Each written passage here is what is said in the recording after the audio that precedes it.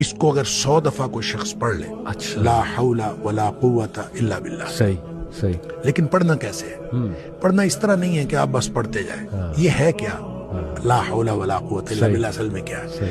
حول کا معنی بھی قوت ہے اور قوت کا معنی بھی قوت ہے. لا حول ولا قوت، یوں کہہ لیجئے نہ کوئی اجتماعی طاقت نہ کوئی انفرادی طاقت الا باللہ، سوائے اللہ کے. اللہ اکبر، یا نہ گناہ چھوڑنے کی طاقت نہ نیکی کرنے کی طاقت صحیح، الا باللہ.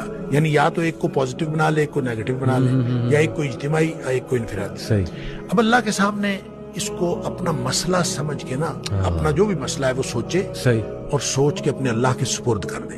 یا اللہ میری تو کوئی طاقت نہیں، نہ انفرادی نہ اجتماعی، الا باللہ. ہاں تو عطا فرمائے طاقت تو ہو سکتی ہے. یوں میں اس کو کہتا ہوں یہ بے بسی کا کلمہ ہے.